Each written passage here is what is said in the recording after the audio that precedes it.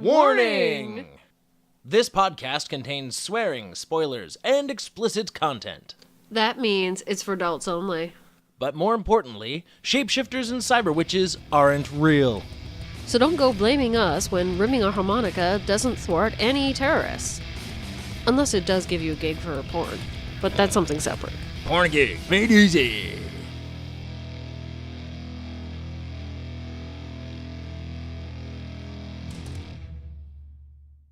Welcome to the 5th episode of the Shifty Bastards podcast. I'm your host, Crafty. And you can call me Llaga. Today we're going to be breaking down Shapeshifter, a 1999 Canadian-Romanian sci fantasy action film. That they set in the United States? Kinda? The part of it was in the United States. A few minutes worth. We'll be focusing on shady, shifty shapeshifter spy kid Alex Brown and his coming-of-age story. Before we get too far into it, I just want to throw out that there is not a lot to this movie in the way of writing. People wrote words, and then other people read them in front of a camera, but that's as far as the writing in this movie actually goes. There's so much trite drivel here that what may end up sounding like a genuine and earnest breakdown of a clever coming-of-age story that involves physical transformation into everything from a cockroach to a griffin is actually our interpretations. It was so amazingly bad. It was kind of like just wave upon wave of epic woo. It's just astounding. Astounding is one word for it. Just in case you want to watch along with us, this movie is entirely free on YouTube. It is the film version of Abandonware, and it only came out in 1999. On top of that, there are 3 other movies with the name Shapeshifter that we may get to in this podcast series. The 2005 version of Shapeshifter is a horror movie, and it looks terrible. The 2007 movie is a short drama about a man on a vision quest who transforms into various versions of himself at different ages. And the last one is the one that came out this year, Shapeshifters, which is actually a Swedish documentary about the rising ire for immigrants in Sweden. But we're breaking down the 1999 masterpiece that is this pile of crap.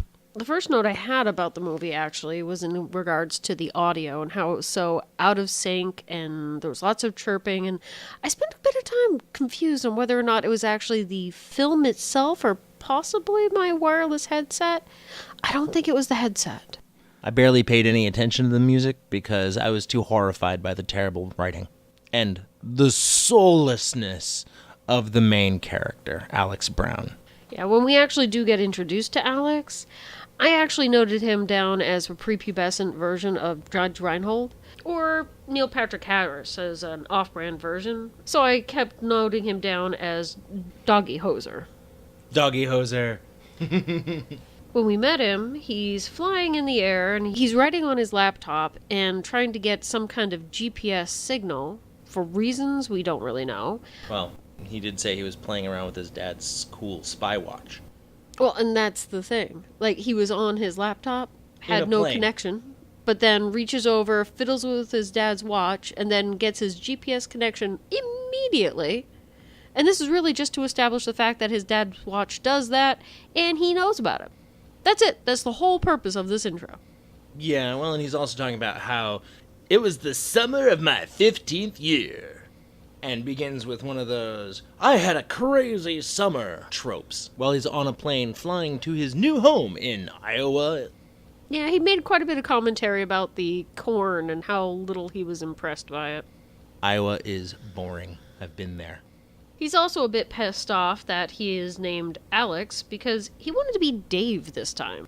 Sounds kind of like a weird role play that went south. It's good to know that he identifies as a Dave. And why does this matter? Because apparently his parents and he have had different names for every location they've been to. 4 of them. Throughout his life. Because he is a spy kid. I guess that's to establish that he's used to being someone else. Having these different identities kind of sets the stage for the transformation from one thing to another. He's been one person to another. I don't know. I'm reaching. Except that when he actually transforms, he just turns into different critters. and at one point he actually shrinks. But he doesn't pull any of the classic spy quick disguise mojo, where I'm Gary Johnson, I'm Mo Jing-pei. No, he doesn't change identities, he just shifts shape. And other than that, he's the same bland yutz from the very beginning. On the bright side, once they actually make it to the new yellow house, complete with white picket fence in the backyard, he now finds out that his parents are no longer spies. They have retired, so they don't have to do this kind of crap anymore. Which is almost one of those lead-ins for a coming-of-age story in general. It's part of that trope. Not only does he clearly identify as a Dave and is unhappy with his Alex identity, but his parents are retiring, which means that even if they've got enough money and they're all going to be comfortably wealthy for the rest of their lives, it's still the parents leaving the game and their son coming of age so that he can get into it in their place. Well, they're not encouraging him to become a spy. Although, on a side note, I'm confused. What fucking accent did the mother have? She sounded like Zsa Zsa Gabor. Yeah, she was the only one with an accent. How was he from all these different countries all his life and no accent? Not only did she have an accent, it was the best accent in the entire movie. Everyone else in the movie who had an accent had a garbage accent. It's kind of like when I tried doing an accent, they all devolved to British. I don't know why. You spent too much time watching Doctor Who growing up, if there is such a thing. Tom Baker is the best doctor.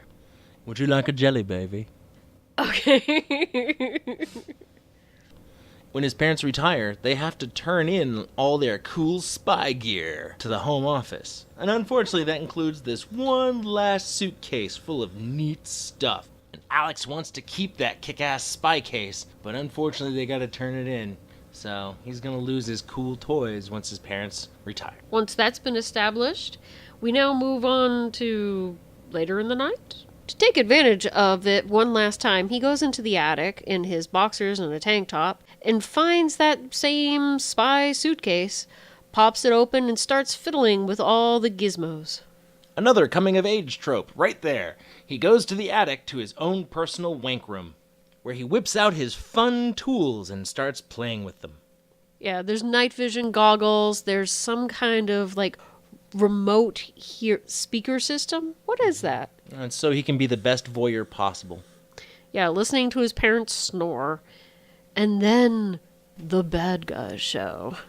He hears them as they come up the steps and start picking the lock on the front door. And they break in and whisk his parents away. They're talking to one another in, I don't know, a German accent. The leader tells them to find the boy. So his parents are taken out of the picture, just like all those other coming-of-age origin stories where a hero's parents are killed, like Batman. But they can't find Alex, so they just set the house on fire and fuck off. And that forces him to find his own way, and if he can, rescue his parents. So after the bad guys screw out of there, friggin' our hero, I'm going to use that term rather loosely, comes down in his boxers and breaks out the fire extinguisher, puts out the flames, and then breaks out the CD in case of emergency. He pops it into the laptop, and there's some recording of his parents telling him what to do next because they knew this would happen. So the We're Dead Now DVD tells him that there's a credit card and another money he needs for surviving. Yeah, an American Express, which no company likes taking. It's a garbage credit card. So they've essentially condemned their son to death. Yeah, and for some reason, while he's looking at this, he decided to take off his tank top. So he looks like he's nude watching this. I don't know how I feel about that. It was a little weird, but it does tie up nicely my theory that this is a coming-of-age story for him. On the CD, his dad also gives him an 800 phone number for the CIA and tells him to ask for a field operations manager. Good luck with that, Sparky. The upside of being a field manager is that you do not have to speak to just any talking monkey that can work a fucking phone. An 800 number for the CIA. As a matter of fact, the 800 number, 1-800-CIA-HELP. I don't even have anything to say that. He types 3 buttons, and suddenly he's making a video phone call? to the CIA. Tells them he wants to talk to a manager and it's a code yellow. Although he didn't know the phone number. How does he know he's supposed to tell them code yellow? Got me. Whatever. Prior knowledge. Well, apparently he gets what he needs, and he ends up talking to the manager and calling out operative code names. The manager looks like he's a cousin that Robert De Niro and Robert Donner share and don't like to talk about. I call him Discount Benicio del Toro. Yeah, his name is Gellardis. Gellardis. Gellardis. You're spelling at me again. You're welcome. Someone's gotta do it.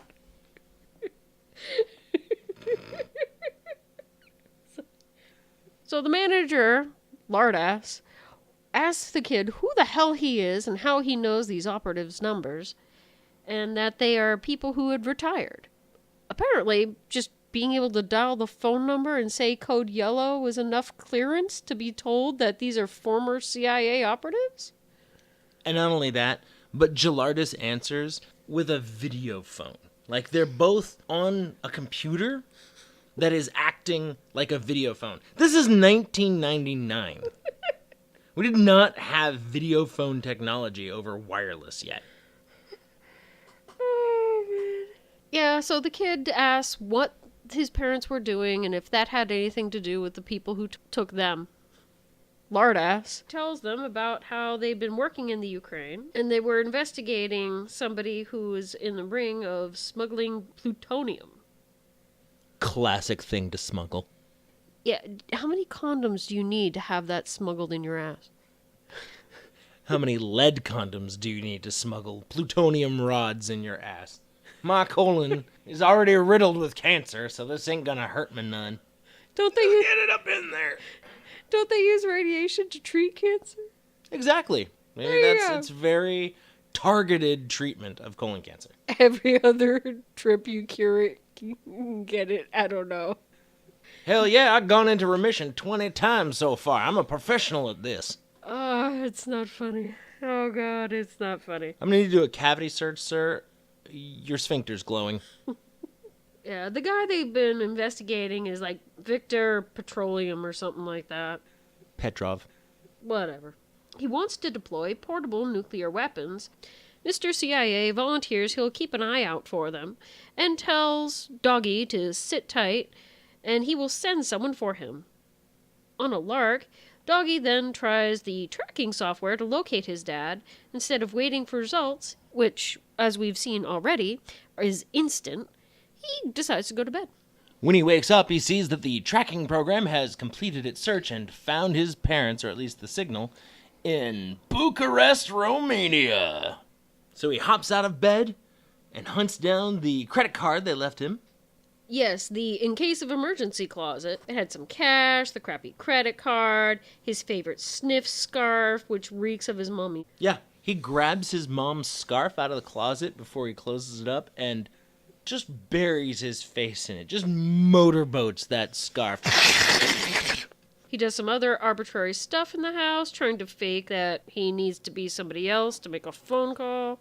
Well, and I'm sorry, but the whole scarf huffing thing, we know it has context later, but here, at this point in the movie, with the coming-of-age narrative, it's kind of Oedipal. It didn't look tasty to me. Oedipal, not edible.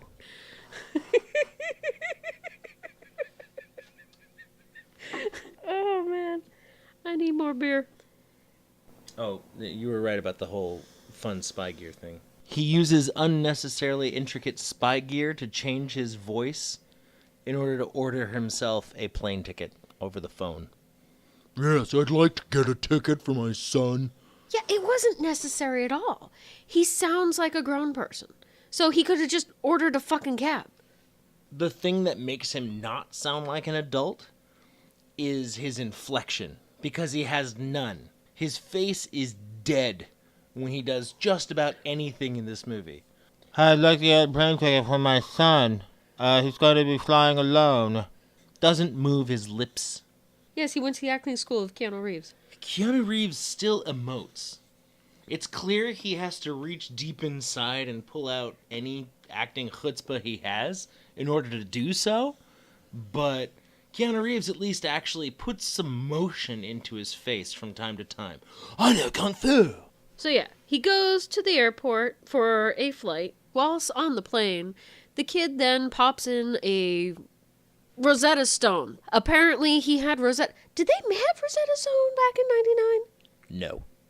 Okay. He got the beta version of Rosetta in Romania. And that made me pause for a moment, because it's like, wait, Romania?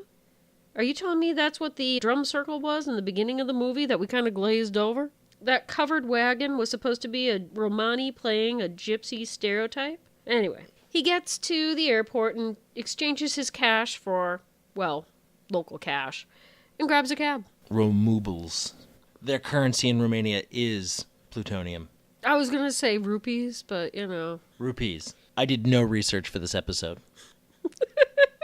I have no idea. From the cab, he goes driving around town, trying to locate his father's watch. And tells the cab to stop when they home in on the signal. A thrift store.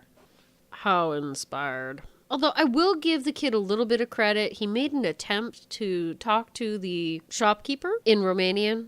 And the Romanian actually was kind enough to say that we do speak English here. So they were able to actually do it without having to have subtitles. Which, I'm sorry, but having this movie in any other language than English, even if it entirely had subtitles, would still make it better. I just loved watching the confused look on his face as he stumbled over the words.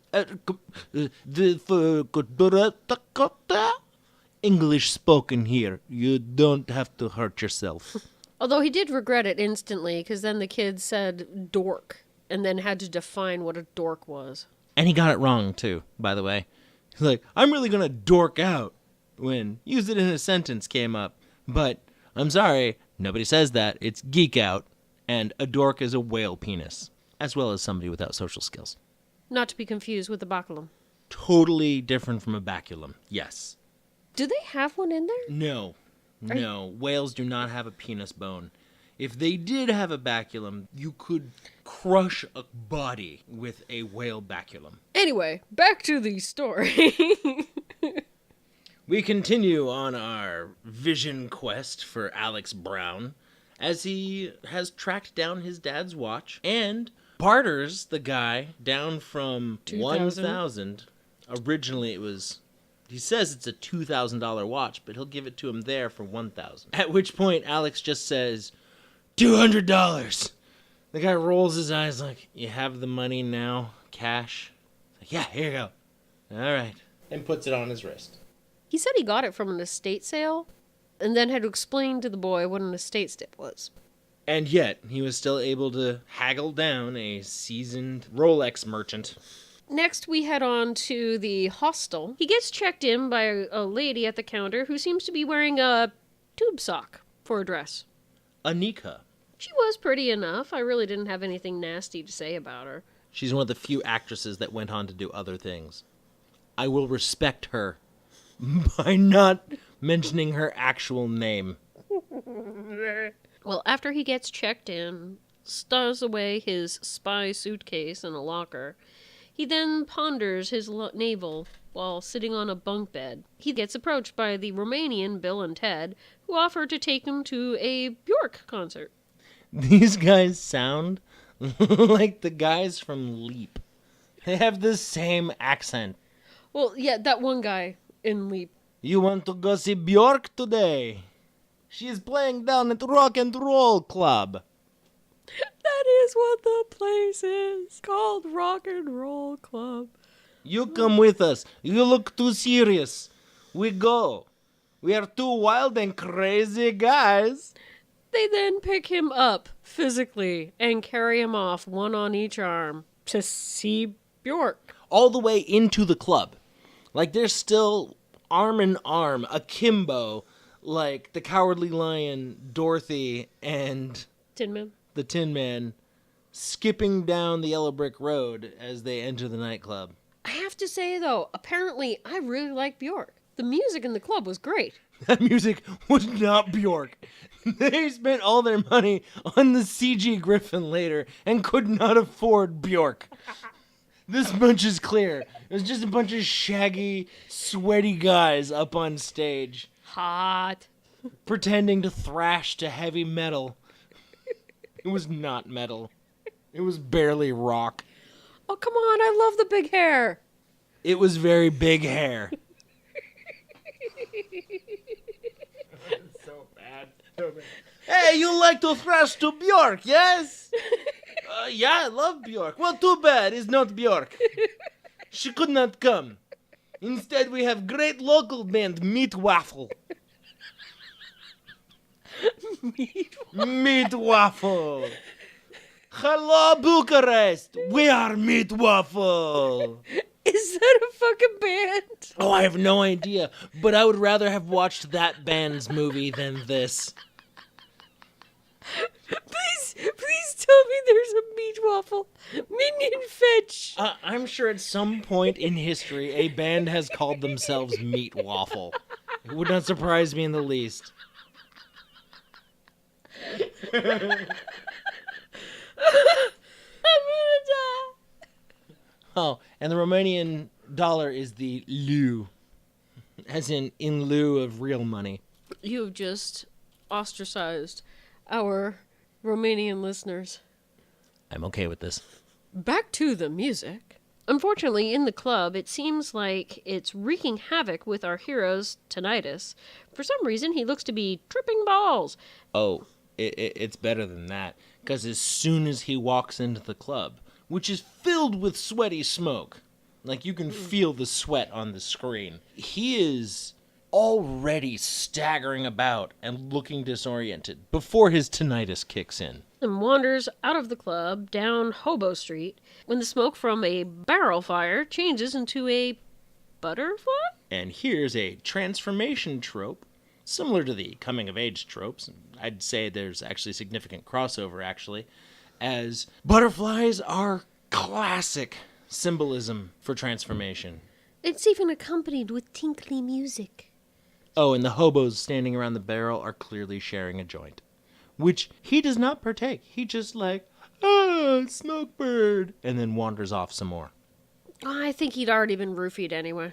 And in his meandering, he winds up at the abandoned church of the Epic Woo.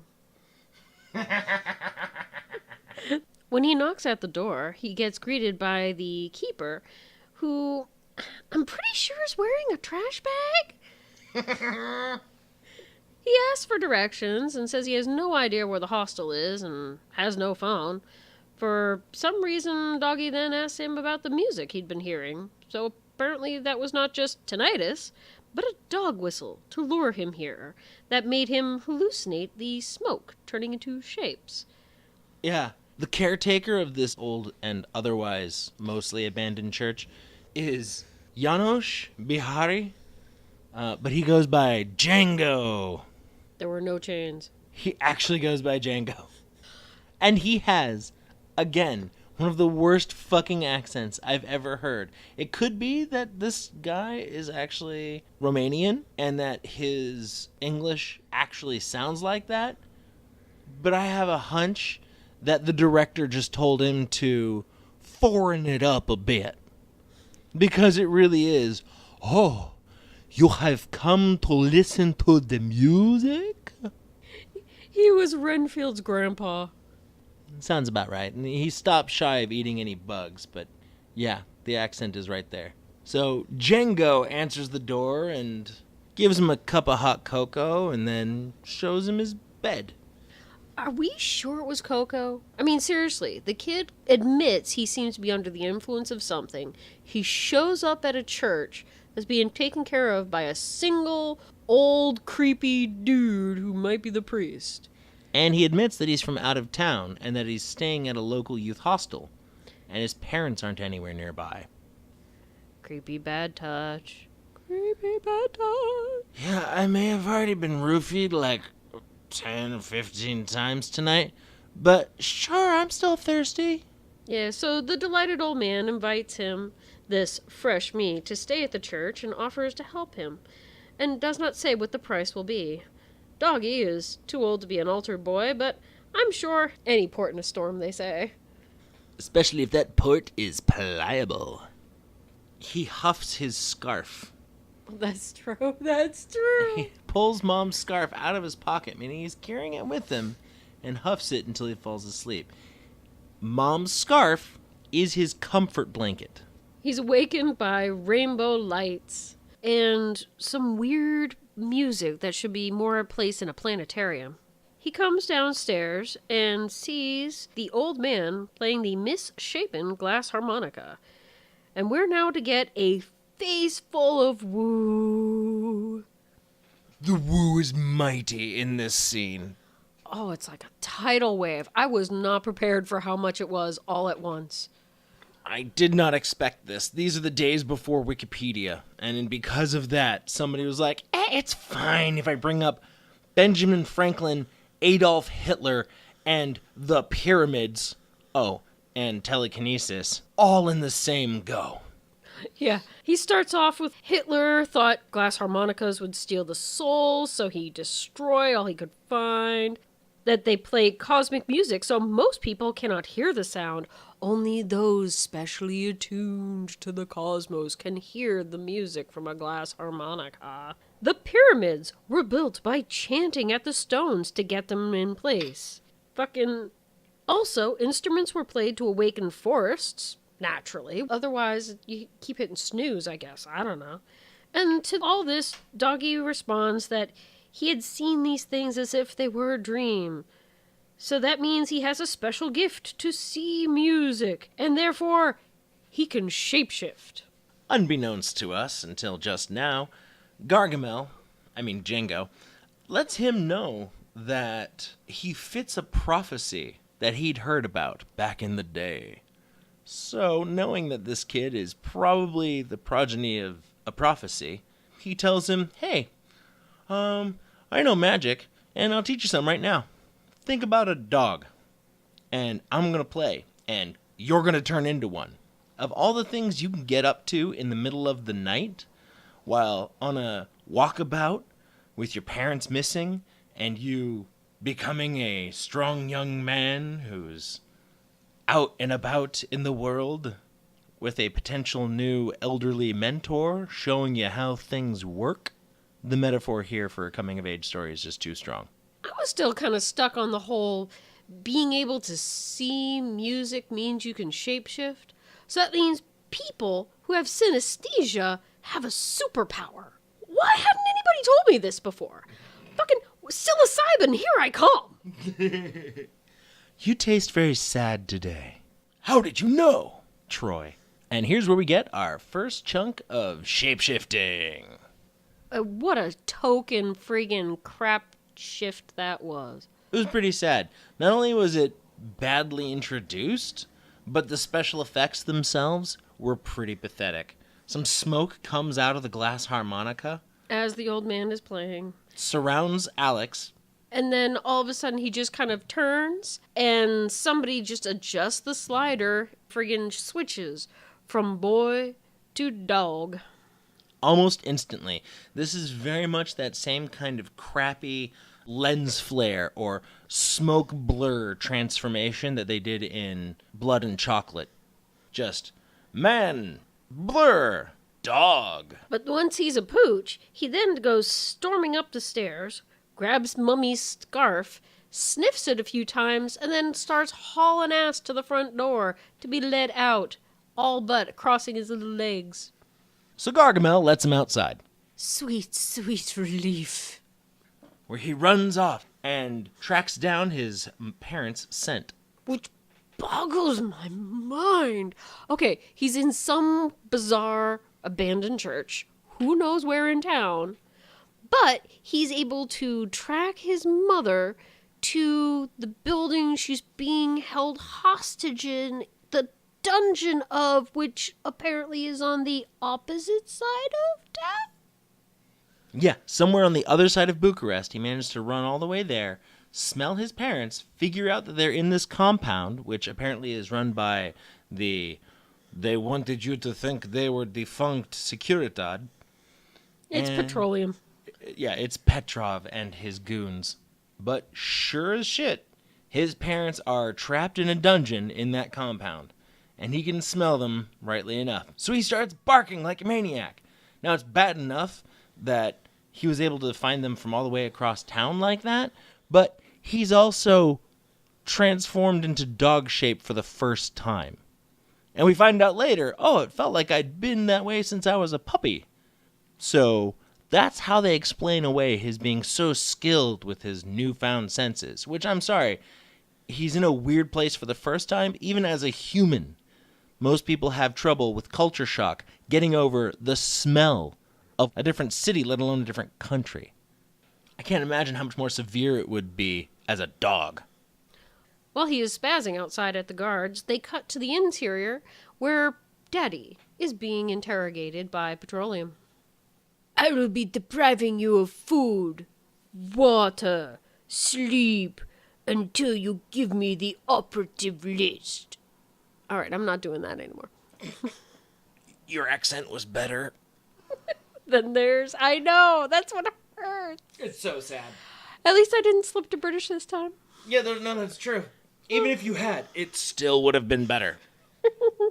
So they casually slip in that they're looking for the CIA operative list. But Dad won't break.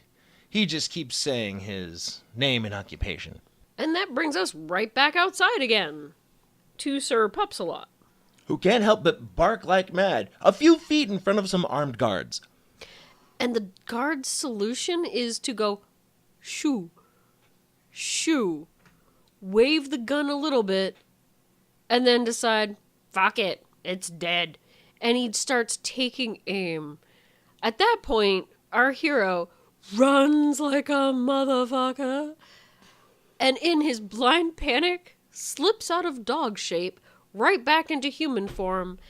And I was disappointed. He was fully dressed. Yeah.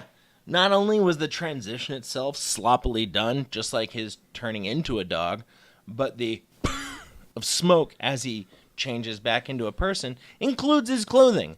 I'm sorry. They shifted with him when he turned into the dog and then came back. I get that it's magic. Okay, I've played Werewolf the Apocalypse, where dedicated clothing and weapons go with you into your war form. Hammer space, all the way. I'm cool with that. But here it's just like, you've already shown him in his boxers, you know? This movie happened after An American Werewolf in London. Have him fucking naked. The actor doesn't have to be naked. You could pull the Austin Powers trick of him standing in front of a shrub. Or a watermelon, have a strategically placed something. At least have something interesting happen. Instead, he just runs away and... in his polo and khakis. And has to get saved by Annika. On her moped. She pulls up, grabs him, and then hauls ass as fast as her little putt-putt will go. Somehow they manage to outrun the guards, even though there's now 2 adults on a moped. With guns, and they are known for killing people. There are no guns on the moped. The guards had guns. But the guards were not also on the moped.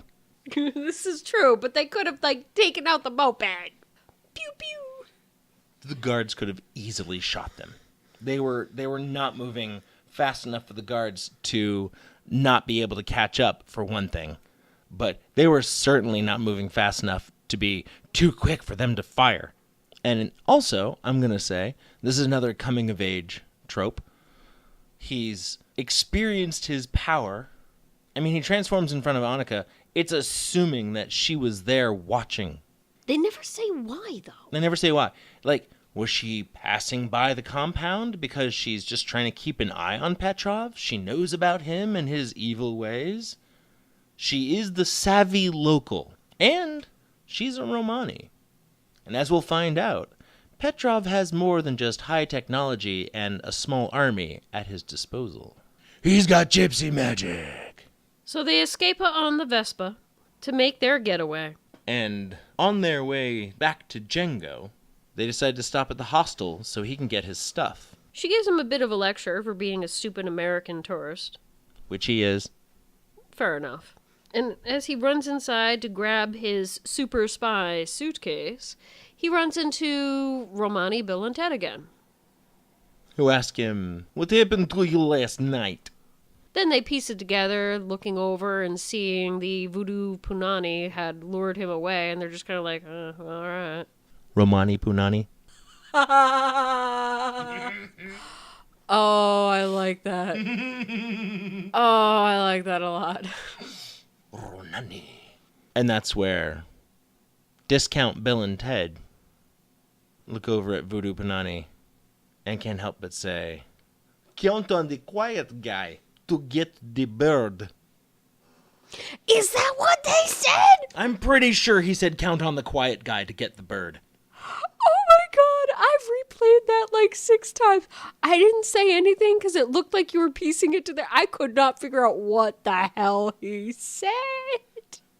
The dialogue in this movie, is so stilted and so bland, and their delivery is so weird. I kept looking for closed captioning.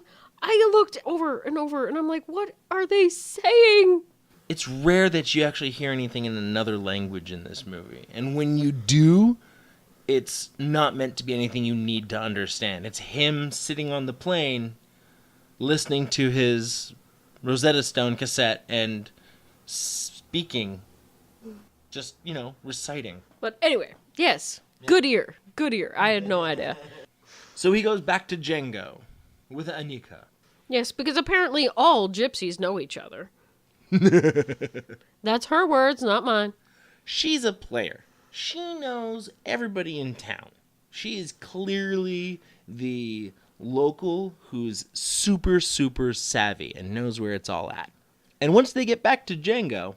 Because apparently it's at the church. They talk about the transformation. Django says, "I was not sure if I would recognize you when you returned." And he's like, "Oh, that was wild.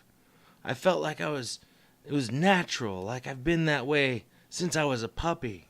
And he tells him it was a good thing, yes? Like, "Oh, you had an awakening of sorts." And he's like, "No, it was terrible. It was just, I don't know, it just wasn't right." He really does push back, but Gargamel tells him, "Admit it, you felt it was fun." But, Alex just can't take it. He's like, "Okay, a little bit of fun.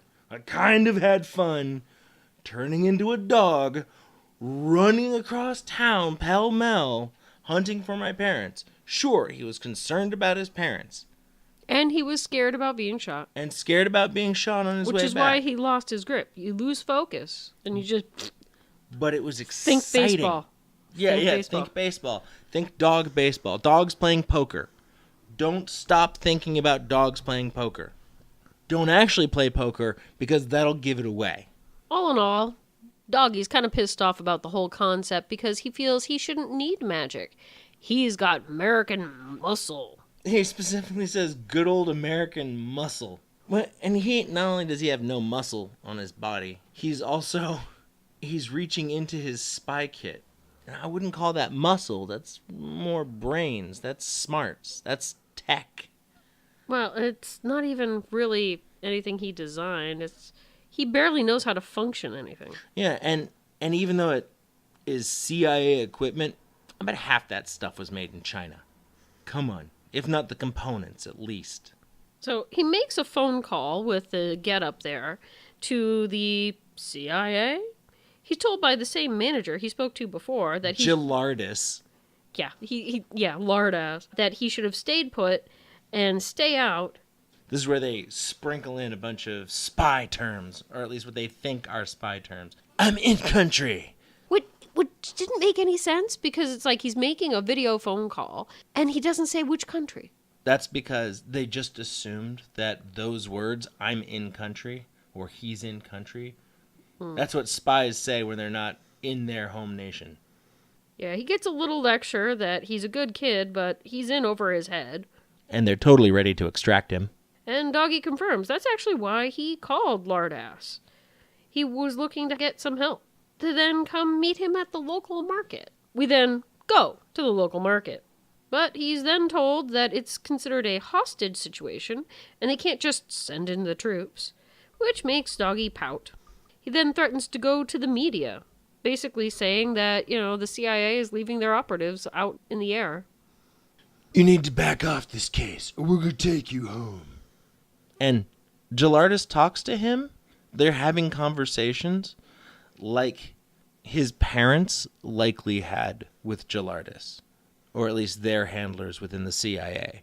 So this is the only change in identity we see, is the cool spy kid casually slipping into the role of spy, doing his own thing. You're a loose cannon, Alex. Axel, that kind of thing. Alex, close enough. Give me your badge. Give me your CIA badge. I never had one. Give me your library card. Where they have the same kind of I'm casually meeting you in secret and public scene. Which was observed by chickens.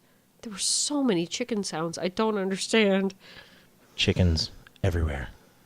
So anyway, Doggy gets pissed, runs off, and then gets kind of cornered by some of the other CIA agents, kind of hemming him. He just, busts out of the conversation with Gelardus, like, I can see you're not cooperating. What's that over there? Run, run, run, run, run, run, run, run, run. Yeah, and it was so funny. When he got cornered, he's surrounded, he backs up against a wall, and then starts to do the chicken dance. He flaps his arms. He, pulls his fist tight, sticks out his elbows, waves them around a bit. And then we get the tinkly music as he transforms into a pigeon? Dove? It was a pigeon dove.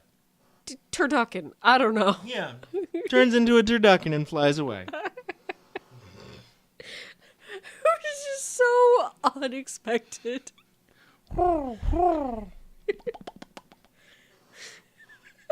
I don't know what kind of wings go. Was that what that was supposed to be? See, that's meat wings. I was half expecting. Usually I have a shirt on and I grab the collar and go woof woof woof woof woof. This is badly done. Badly done Foley. Yeah, my shirt doesn't flap. Your shirt doesn't flap. The L is really important.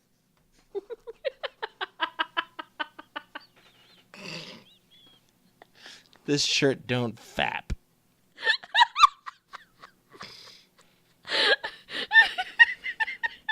This episode brought to you by beer. Beer and bad movies.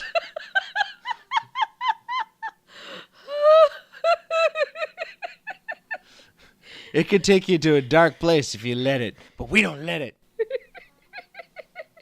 We've already seen the movie. We saw the light. It makes us want to Foley badly. Are you sure the L's important? So the turducken faps away. Faps off into the sky. I mean, this is what we're working with.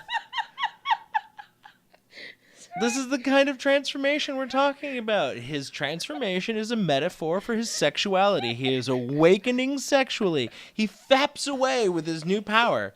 I'm sorry, but if you were 15 and you just discovered orgasms for the first time, it would feel like a goddamn superpower. If you only discovered it at 15, you're a late bloomer. I'm sorry. Well, I know. Yes, true. Okay. But... Whatever your age, find the button. The first time you attain, tickle, tickle, tickle. The first time you achieve orgasm yourself, I should think, feels like fucking magic. It did for me. It's like, oh, this is something I can do. Like baby cakes in Ohio, Illinois. Oh, this is why we live. Ooh, one last thing. Yeah. As Doggy the Turducken flies away, we get one last little look of Lardass as he looks very, very tired. And you can tell he is now just dreading having to write up this report. Which is not the kind of reaction you should have when somebody you were chasing turns into a bird and flies away right in front of you. He was just so tired. It was so ridiculous. It's like, ugh, this shit again. God, if I had a dime for every motherfucker I chased who turns into a turducken and faps away into the sky, that's the CIA for you. I could retire. I could have one more day until retirement. Why not? Every line, scene, and second of this movie is either a trope or it's nothing. But he's not bitter. I'm critical. And speaking of being critical, next we get back to Petroleum. Petrov. Whatever. He's pissed off at one of his lackeys coming in to inform him that Doggy got away. That he turned into a bird and fapped off. And beforehand had turned into a dog and ran off. This went about as well as expected. Petroleum then declares that too much vodka must be to blame, and then pulls out a disintegrator ray. It's not a fucking ray, okay? It's a taser with a trigger. It looks like a taser gun, and it's not even a big one. It's a pistol-sized taser.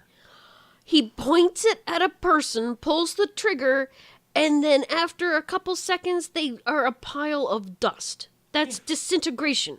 Yes, but it's not a ray, because the only light you see are a few crackling sparks at the tip of the barrel. It's outside of the visual spectrum. It could be ultraviolet. It could be infrared. It's a ray. But it's also a fucking movie where you can make ray guns visible. Instead, he just points it at him. Crackle, crackle, crackle, you're dust now. It was a digital matter converter. Oh my god.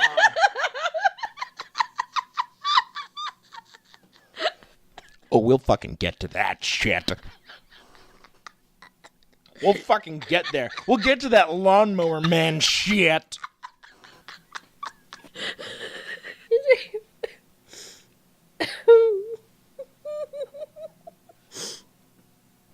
And after Dusty hits the ground, he gets swept up and put into a little box.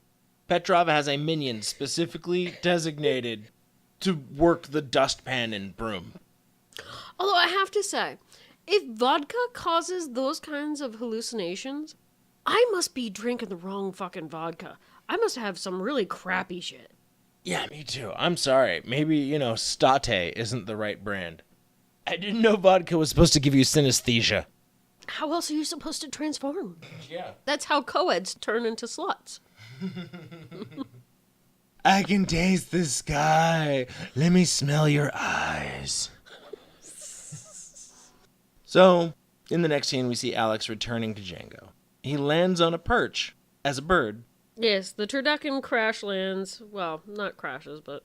lands on a perch and morphs. Yeah, our white pigeon turns back into the white door. Still wearing clothes. Yeah, and when he changes, he's crouching down with his chin on his knees and his elbows at his sides. Then he just stands up and says how awesome it was to fly. He's in the plane is going down, kiss your ass goodbye stance. Yes. He's huffing his lap. And again, this transformation, and this is another reversion from his transformed state from a bird into a much larger person. You see the change in mass, you see a bad transition. I mean, I know I could pick on the whole, how the fuck does a human get shrunk down to bird size and still able to fly with all the... What happens to the mass of the person? Magic. Yeah, I know. It's all magic. Hey, don't worry. Benjamin Franklin and the Egyptians worked it out ahead of time. And the only reason why this glass harmonica is still around is because Hitler didn't get to it. Although, and I do actually have to admit, though, I would be a terrible bird, since I am scared of heights. And I would probably crap myself dry while flying from point A to point B. You should never transform into a bird. You will have a bad time. Only the people below me would really have a bad time. I think everyone involved would be having a bad time. Would it be a human quantity of shit. All that extra mass has to go somewhere, I guess.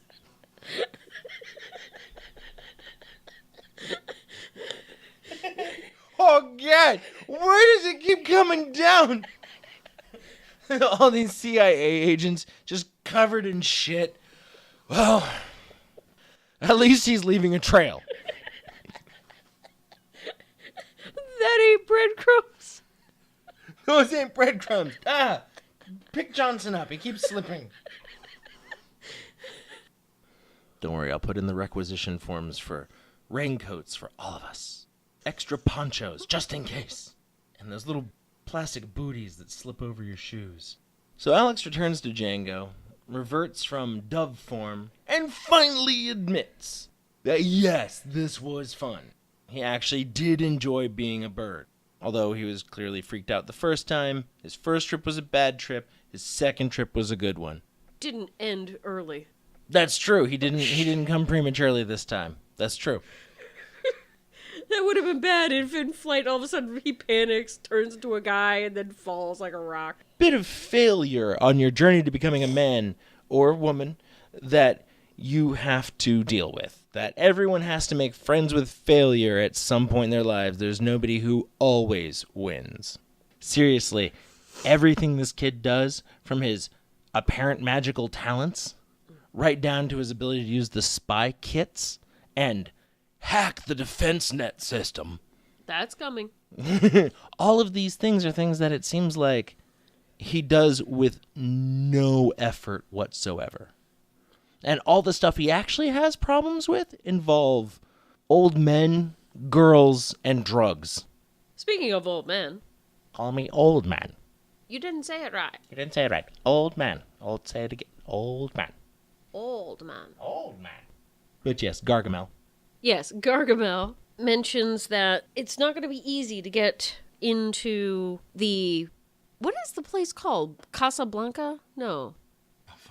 I missed that. I actually missed that part. It's Petrol Blanca. Okay.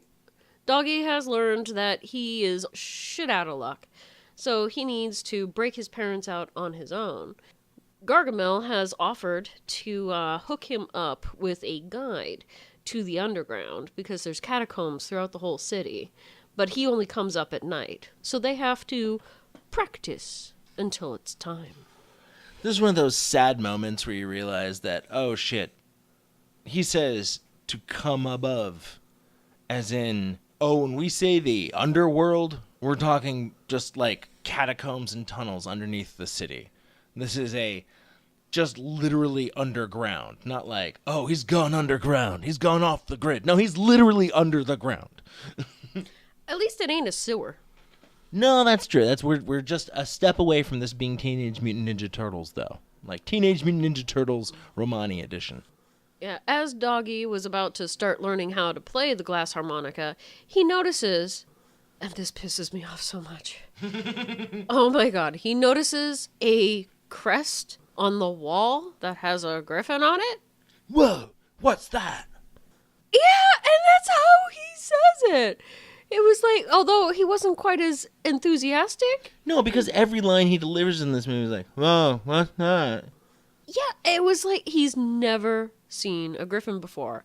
And what hurt even more is fucktard old man is like, oh, that is the griffin. It's half lion and half eagle. You don't see so many of those around these days. What? What? Yeah, there used to be plentiful. Yeah, what? Everyone had one for pet or transportation. You know, it was just a thing. The housebreaking is a bitch. Yeah, I bet. Do you put down newspaper? They're at least as big as a horse, right? Lion. Yeah, a lion. Yeah, at least as big as a lion. Yeah. So... Not including wingspan. So yeah, this kid has never seen a griffin before. Now, I'm picturing he's lived in 4 different countries all his life. He's spoken, presumably, languages there with other people. He's never read a book. He's never played a video game. It was 1999 and he supposedly is 15. How the fuck has he not seen something with some kind of Griffin iconography? Iconography. I want to see where you're going with this. Iconography. Iconography is a word. Yes. Iconography. Iconography is a word. That's the one I was looking for. Well, and not only that, but like I know this was pre-Harry Potter days, but goddamn, griffins have been on heraldry. They have been mascots for sports teams. Corporations, corporate logos have griffins. There are griffin statues outside libraries all around the world. Fucking, they're on the top 10 of the most iconic mythical creatures, beaten out by only fucking dragons, unicorns, and maybe a minotaur. Yeah, there is no excuse for this schmuck to not be aware of them. I mean, there have never been griffins, okay? There have never been griffins, hippogriffs, hippocampuses, except the one that's in your head. Well, the two that are in your head, if you're imagining a horsefish. Well, we could theoretically be on our way to them, though, if we can get the genetics right. But that's a different movie. This is true. There was no genetics magic in this movie, unfortunately. No, and I would have creamed all over it if there were. No, this was just badly done CG. Like, seriously, it looks like the special effects were something I could have done. They used special effects in this movie the way Repo the Genetic Opera uses the word genetic. Hey, I liked that movie, though. I fucking loved Repo the Genetic Opera, but they do not, the creator of that story does not know how genetics works. Well, and as Doggy plays, we see a little bit of static electricity coming around the Donut of Doom that was dropped from space at the beginning of the movie. This donut is apparently key to the whole story. Don't spoil it. I'm not going to spoil it, but you've been warned. You know, I thought when we started off that the glass harmonica was the MacGuffin. I thought that tidal was... wave of woo? Yeah. I thought it was the glass harmonica that was the bullshit in this. The glass harmonica apparently is merely just a way of amplifying one's natural magical abilities. And we've seen that the kid's spy tech kit may as well be another kind of magical menagerie of tools. Because it's a grab bag of spy shit. Okay. Q's back room hasn't got this much random spy tropery in it. His crap would have been better, too. His crap would have been way better. Instead of $2,000 spy Rolex with GPS. No GPS screen, mind you. You can just track whoever's wearing the watch. You can track the watch. Yeah. Video phone. Laptop. Satellite uplink.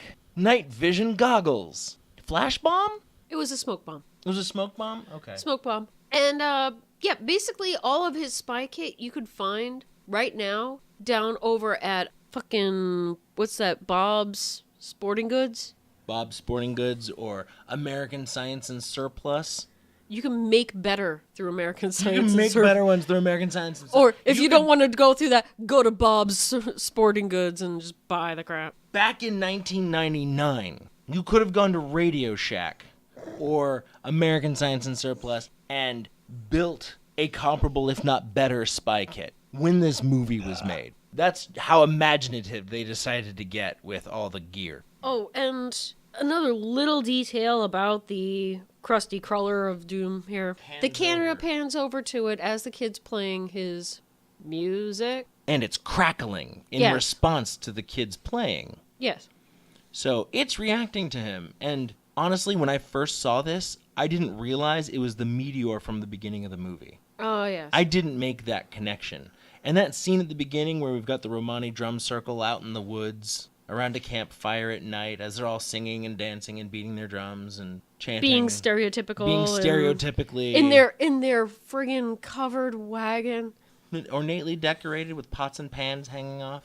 Although, we find out later on that this is actually supposed to be 300 years ago. And even that does not feel right. That seemed anachronistic. They had contemporary textiles that they were wearing. Yeah. Yeah, there were people cosplaying that they were 300 years ago. Cosplaying as ancient Romani. Yeah. But on top of that, amongst those Romani is a kid that looks like young Spock. Yes, he's the one who actually sees the shooting star that comes along, and after it crashes, he goes to check it out. And I have to say, I actually looked this up because I was a little surprised on how there was no, like, craters and whatnot, no fires in the track. Yeah, when the meteor hit, it barely left a crater. It knocked over one tree. Yeah, and weirdly enough, the animals in that area are so badass, they did not give a fuck. There was an owl hooting, just kind of like... The owl didn't even blink. Yeah, it was weird. But no, the writer accidentally got this right, because apparently... I like that you automatically assume it was an accident. I agree, by the way, wholeheartedly. I saw the rest of the movie, and yes, no, there's no way he got this right on purpose. No way he got this right on purpose. Because apparently meteors normally do not get hot when they've actually made it to the ground. They start off, basically, as everybody knows, in space, super cold. When they come into the atmosphere, they build up speed, and they get to about the speed of sound. And in that process, as they're going through the air, that's pushing the air so hard, the air in front of it is what's heating up. It's not the friction, but it's the air in front of it compressing, and that's what melts the very outer layer of the meteor as it's passing through. But it's going so fast as it sloughs off bits and pieces and the molten parts. So some meteors actually have a shape to them and blown back, kind of like a candle. It's kind of formed that cushion there in front of it, which is what makes it slow down. Eventually it gets to a point where it's actually going slower than the speed of sound. Then it's still up in the stratosphere where it's really cold. So it still doesn't get too warm on the, outside, because it just can't build up that heat. So by the time it gets to the ground, sometimes people have found it where they actually had frost. It lands on ice floes and it just sits on the top of the ice. And they're not that warm. Well, it makes sense. I mean, if it's just the air in front of it that glows as it's falling into the atmosphere, and it's coming from space, which is, as cold as it gets, for the most part, in nature. But yes, that was my random trivia on that, sorry. Excellent trivia. So the writer accidentally got it right. So young Spock goes up and is able to just scoop it up in his hands and carry it away with him to his parents' covered wagon. Yeah, and it was kind of funny because apparently when he went to pick it up, they had already packed up little drum circle for the day and were riding off, leaving him behind. Yep, he was going to be left behind. And we also then find out that young Spock actually happened to be Gargamel when he was a little boy. And yes, that was 300 years ago. They don't quite say it in the movie yet, but it's fucking stupid enough that it wasn't a good reveal anyway. I have been alive these 300 years, thanks to the Life Stone. Why is it called the Life Stone? I don't know, it seemed fitting. I fucking found it. Yeah, he's the only one who calls it that. I can call it whatever I fucking want. Yeah, so I'm thinking the writer put it there on that desk to sparkle and whatnot because he had forgotten about it and just remembered. That's my theory on why he put it there. Probably. And they were showing it reacting to Alex's playing. Which, again, he has his elderly mentor teaching him how to properly finger his instrument. Make sure you get your hands nice and wet first. Oh my god, it was so funny when he dunks his arms almost up to the elbows. He holds them over the harmonica, just dripping water flowing from his hands. And he's just kind of like batting at it like a kitten. And he's like, you have a natural talent. It's like the first time I, experimented. I didn't know what I was doing. Too much lotion. Too much lotion. It went everywhere. I used a whole roll of paper towels. And while music practice is being held... One of the things Django says when he's trying to teach him how to play the harmonica, like before he has him put his hands on it, is, from my brain to my hands. From my hands to the balls. From the balls to the stars. That's a lot of spray. That's a bit, just right up into the sky. That's God spray. So again, totally reinforcing the sexual metaphor. I know he said bowls because a glass harmonica, which I don't think we've said yet. Well, this is true. We've never actually described the glass harmonica, and I'm thinking quite possibly there are people who have never actually seen one. It is actually a cool instrument, and it is a legit thing. And strangely enough, it really was made by Ben Franklin. It was inspired by people who rub the glass edge of a crystal and make music, and it's kind of like a xylophone that way. This is something in that vein, but instead of having all the glasses arranged in front of you across an entire table, it's arranged... And filled with different amounts of water that are tuned to precise degrees. True. This is actually kind of arranged almost like a glass Christmas tree. Or a xylophone. And It's like a glass bowl xylophone where each bar on a xylophone would instead be a different bowl of progressively larger sizes compared to the last one at one end. And they're stacked together on a spit. which rotates by a foot pedal that's underneath, kind of like the old style sewing machines. Yep. Or potter's wheels. So as you're working the pedal, the bowls are spinning, and you are supposed to run your fingers along the edges, the rims of the bowls, and that's what actually makes the music.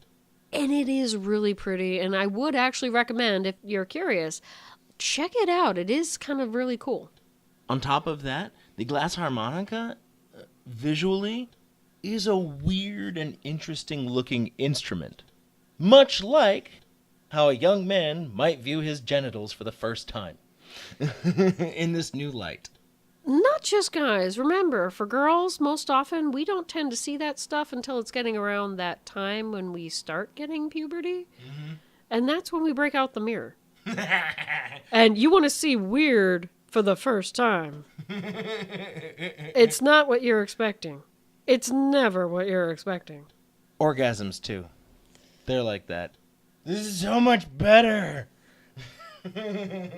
I just didn't have a frame of reference. So yes, on to the set from the old MST3K. We have a techie and kind of green-lit room, and we have who I would hesitate to call her the mastermind? She looks like Wicked Witch of the West and Pearl from MST3K, and they had a rebellious daughter. And for a hobby, she joined forces with Petroleum so that they can evil all the evil. And while they're having their conversation, I have to ask, is the Wicked Wench playing Quake while they chat? She is definitely playing Quake. I spent so much of my time playing that awesome fucking game. She is definitely playing Quake. Quake 1, okay? Soundtrack by Trent fucking Reznor of Nine Inch Nails. You even have a gun that shoots 9 Inch Nails in the game. You can hear the sound effects and just, They show the screen briefly. It's fucking hilarious. And you're right. She is Petrov's right hand, although technically Petrov is her right hand.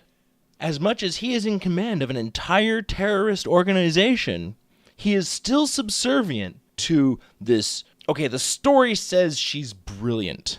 They're making this like she's deadly and dangerous, and she's a black sorceress. Not black, she actually seems kind of ginger. Okay, she looks like malnourished Sandra Bernhardt from Hudson Hawk. She looks like the insane millionaire heiress.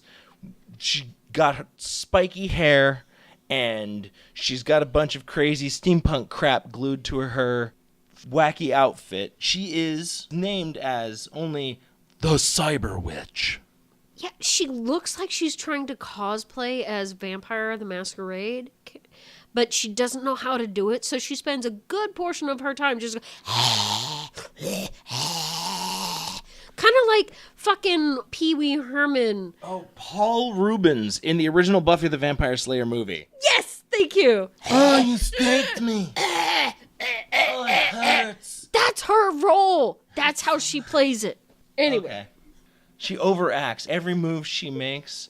All the other characters in this movie, they can't emote properly. It's like she's compensating. She's compensating for every other actor in this movie who can't emote. Alex Brown, his parents, Gelardis, I fucking hate that name, Annika, and Petrov, and all of Petrov's soldiers. Oh, and she's like trying to mug while she's speaking, and her face is doing things other than what she's actually saying. And she's got this weird as fuck accent. No, she's Ginger Midlife Crisis Cruella de Vil.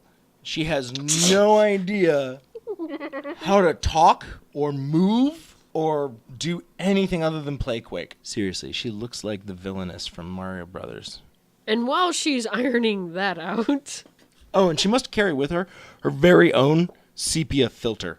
Everything's green. Everything is green when she's around. It's like, well, we don't actually want to paint her face green. That'd be too expensive. So let's just get some green cellophane and put it over a flashlight and just kind of wave that around whenever she's on screen. And while they are having their conversation, Gargamel and Doggy go to the bar to meet up with their contact that knows the underground. My first thought was, did they really have to play up such a rodent look on this man? He's at a table playing a card game, and he has like this long, stretched out, pointy nose, a kind of a thin, weaselly mustache. His hat is down so low, it's kind of making his ears poke out. It's a skull cap. And I'm like, what is going on?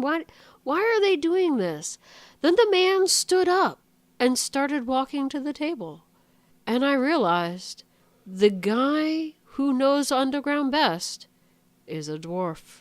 They really went there. Not only did they go there, but they call him Dwarf.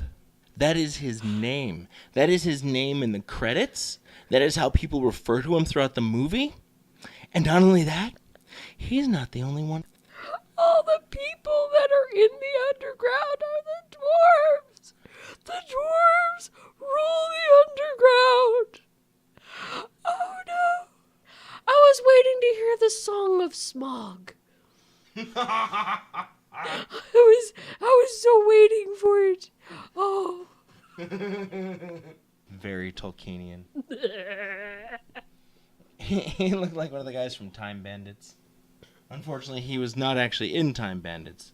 And I wouldn't say his name in case he wanted to, keep this movie under his hat. There wasn't much room under that hat. I'm sorry. In that last bit, Petrov and the Cyber Witch are literally declaring war on peace. I just thought that was really fucked up. It's like, you're actually declaring war on peace? Mission accomplished. Mission accomplished. We're at war. We don't have to do this anymore. Fuck. We're at peace again, aren't we? I'm declaring... Oh. So now, once the greetings have been handled, Doggy and the dwarf head down to the catacombs and take the not-so-scenic route to the fortress.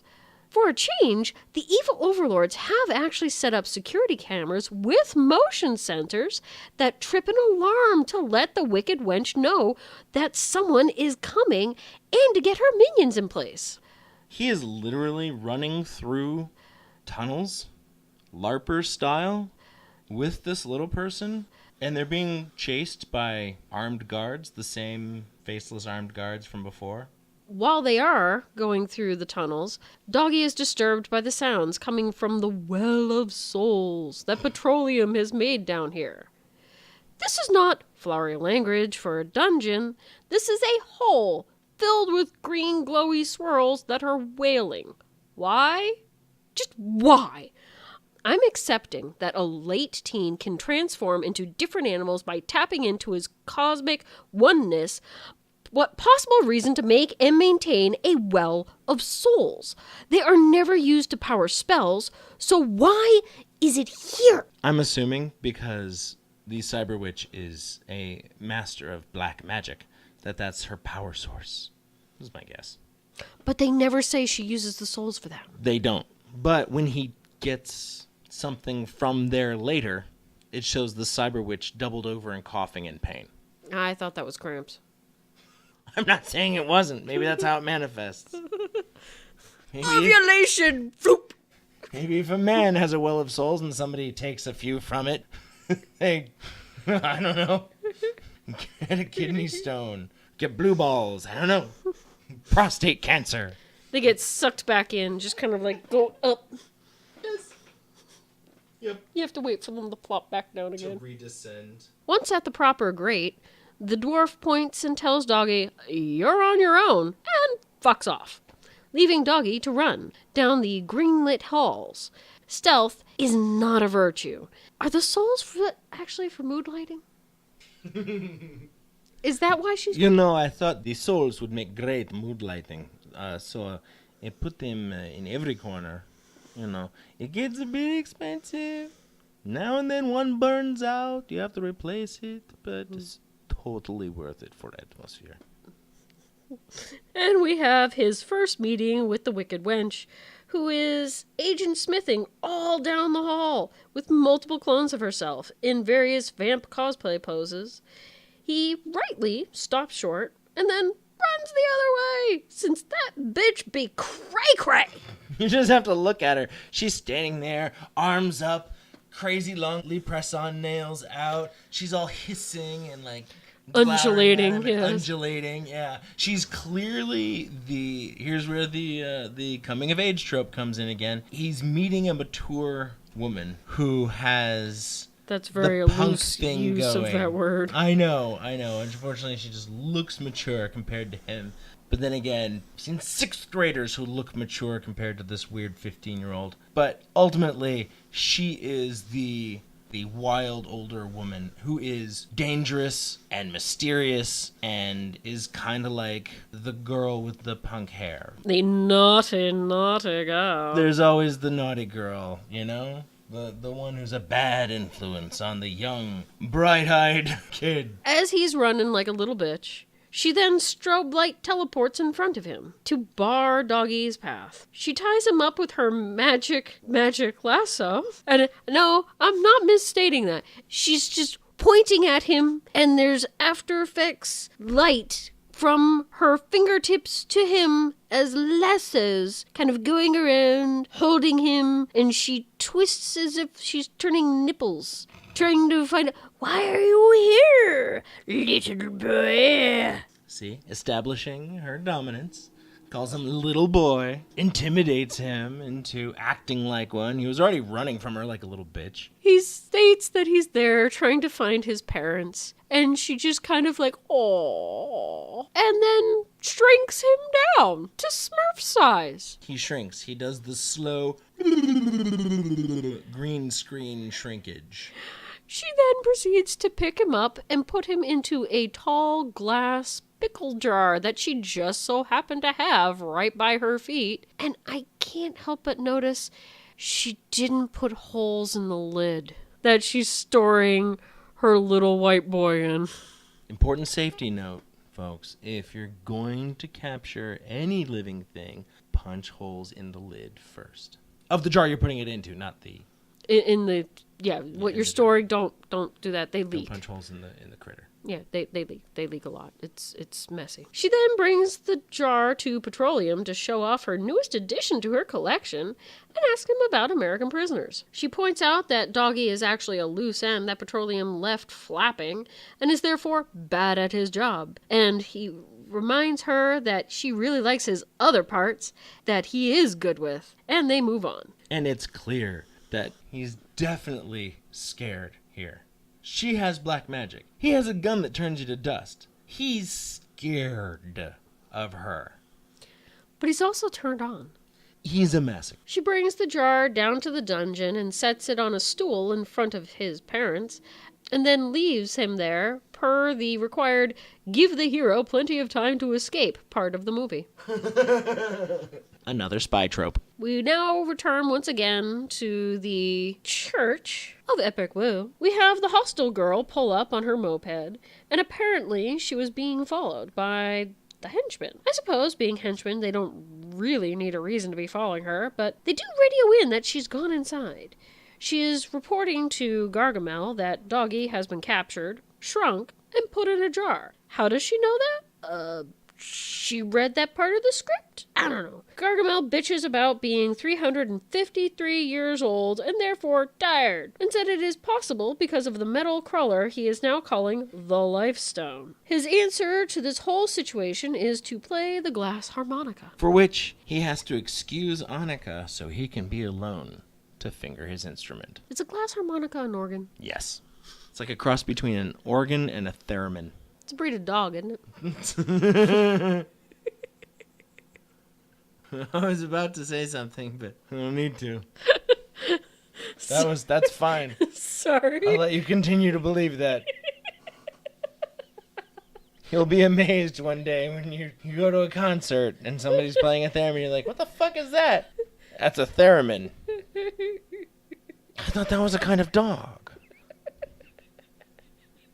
And somebody's be like, I don't know dogs very well. Maybe that's true. Maybe that's where they got the name. Is there a dog out there that, when it howls, it's like, woo? Doctor Who.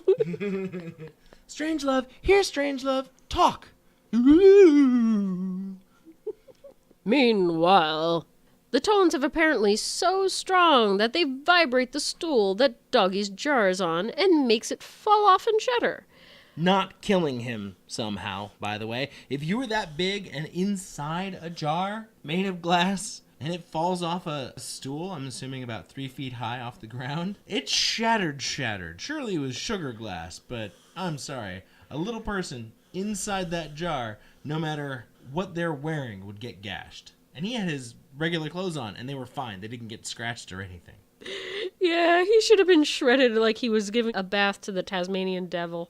Now that he's out of the jar, though, he regrows back to his normal size. And once he's at his normal size, the guard that was sitting 3 feet to his left, who apparently watched the jar fall off, and then him become from the Ken doll size to adult, is then, at this point, interfering. The guard then chooses this point to try and stop him. He stands just so he can be knocked down again with the Austin Powers signature chop.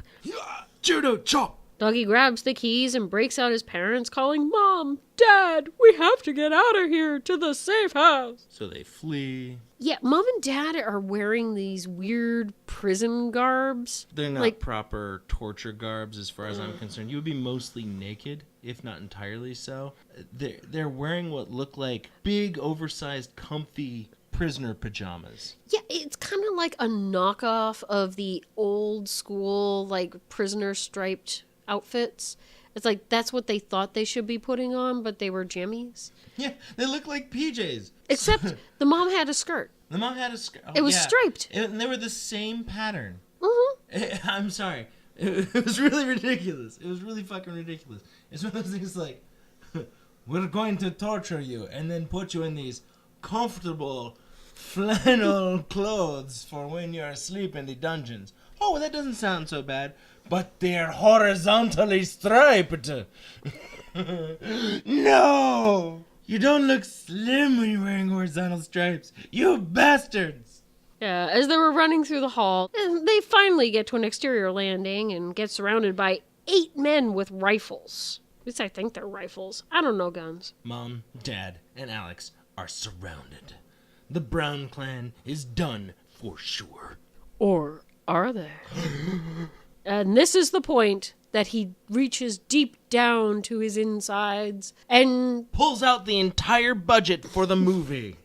This is why when he breaks out of the glass jar, he doesn't have any, even ketchup smeared on him for blood or cuts or anything. Yeah, they couldn't afford that. They couldn't afford it, apparently. Because they needed to do the CG Griffin. A transformation, which is actually fairly fluid. His hands turn into the Griffin's 4 claws. The wings sprout out of his sides. Which is, yeah, that's not right.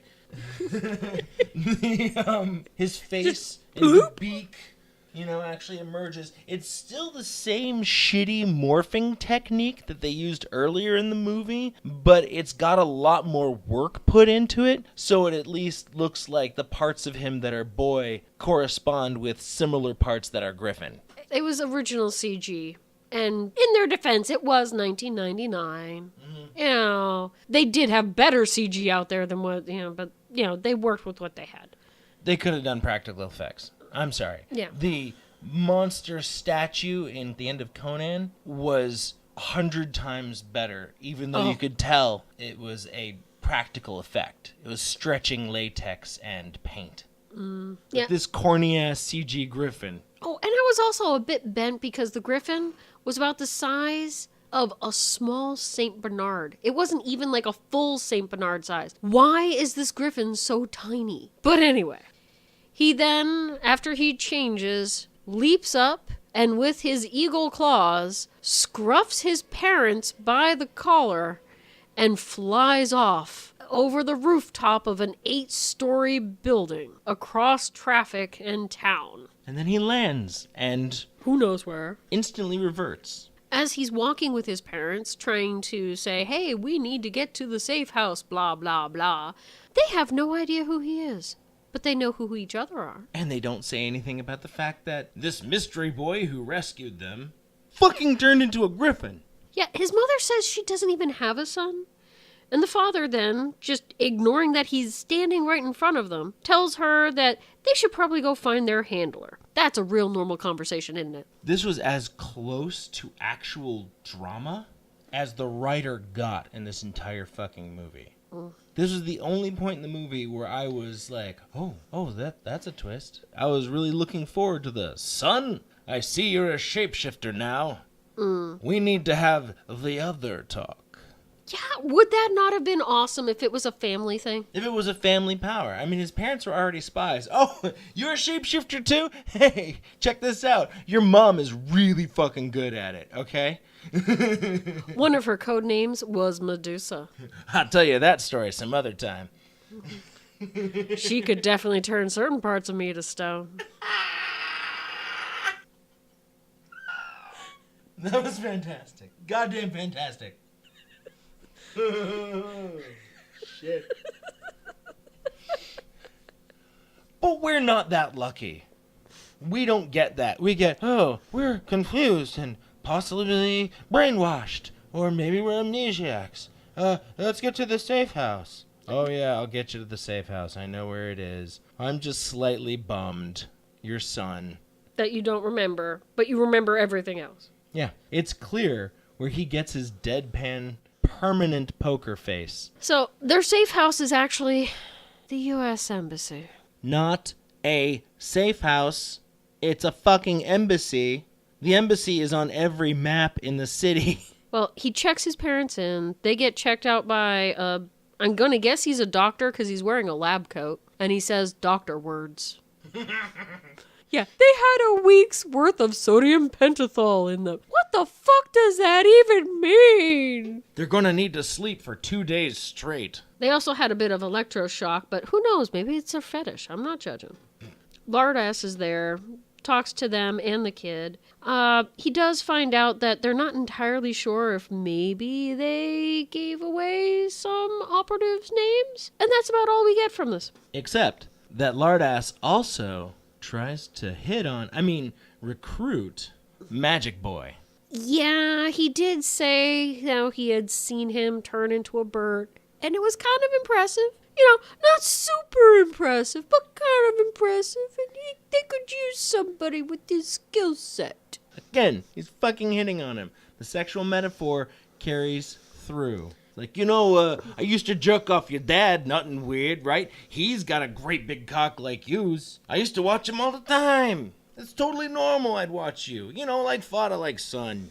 So yeah, Jalardus tries to recruit Alex, but Alex turns him down. Yeah, he opts instead to actually just go home. And he makes arrangements to be leaving at 2300. And then all of a sudden, for some reason, he thinks of Gargamel. He remembers his mentor and decides to hoof it back to the church. Unfortunately, he doesn't get to the church on time. Yeah, when he does get there, there's laughing from inside, and obviously that's just not right, so he has to hide. Nobody's ever happy in a church. And then a bunch of henchmen come prancing out. After they leave, Doggy lets himself in and finds the old man is about to old himself to death while taking a nap on the floor. I mean, there was not a mark on him. There was no sign of struggle in the place. He was just laying on the floor. I would do that more often myself if the dog wouldn't constantly come over to find out what I was doing or try standing on my tits. There's got to be like 3 or 4 scenes like on the cutting room floor where he was clearly going, they were here and they did. Guys, I'm wondering, shouldn't I have like a wound or something? I mean, maybe just splash some blood or red around. You just get some of that red cellophane you got all over the place. Use that. No, we're trying to save our budget for the Griffin, okay? We can't even use Wuchi or anything. I've got this red marker, but I might need it for the Griffin. Yeah, I'm thinking you're right, because it was pretty lame. But as Gargamel was shriveling his last shrivel...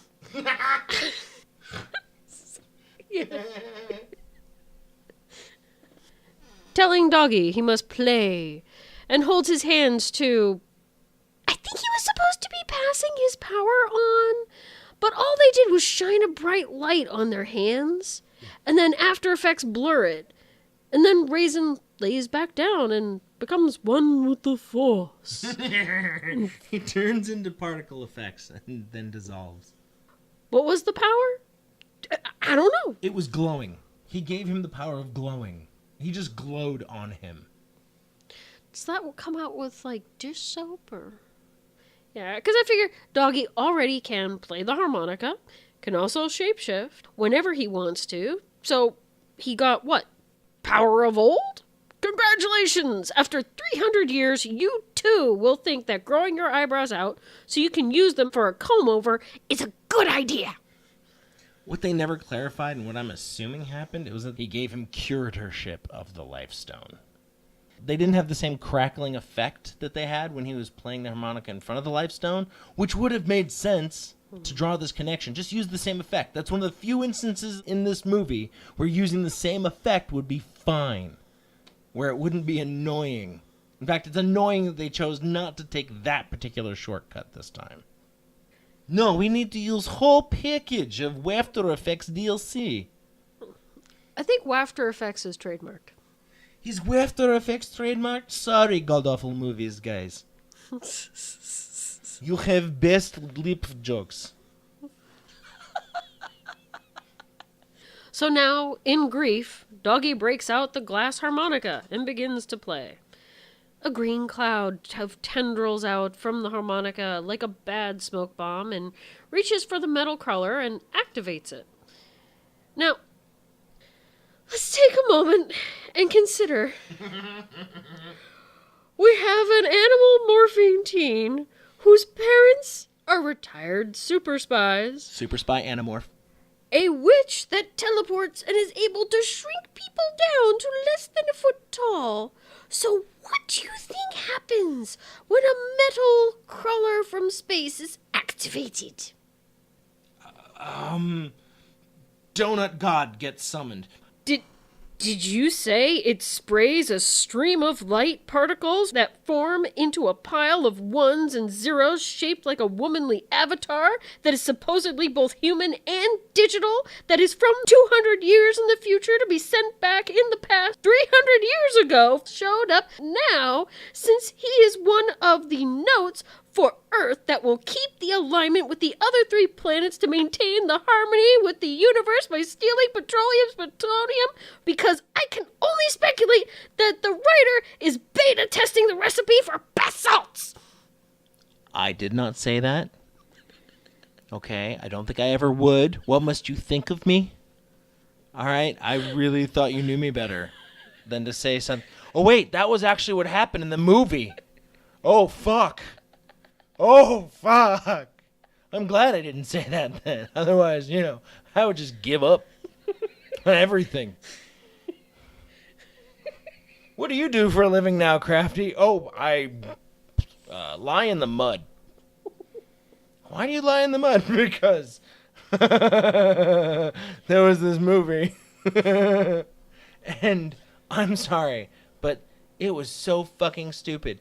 She streams this glowing data avatar streams out of the donut. So she's pouring out of a sphincter from space. All right? Like bad plot diarrhea. And she is a glowing strain of ones and zeros, a la Matrix, but with fewer characters. She's literally just ones and zeros. Even another number would have been fine, but just ones and zeros is like, oh shit, your avatar is fucking binary.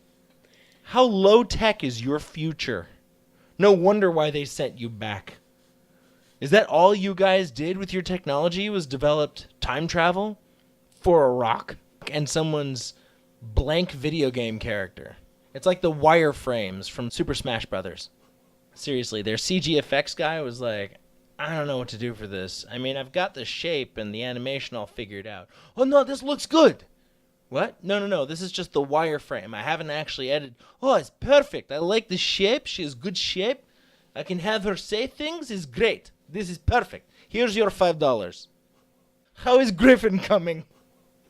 $5 for binary avatar now. Rest of money for Griffin when you finish. So this is the reason why Doggy then takes the Donut of Doom and brings out his spy suitcase. Yes, the huge, relatively modern one that apparently the henchman overlooked in proper henchman fashion from under the counter in the church. Then the hostel girl shows up to ask about Django, and then blames herself for being followed. If she knew she was the one being followed, then why was she asking? She reveals everyone else she knows is already dead, and by the way, she had seen him shapeshift before.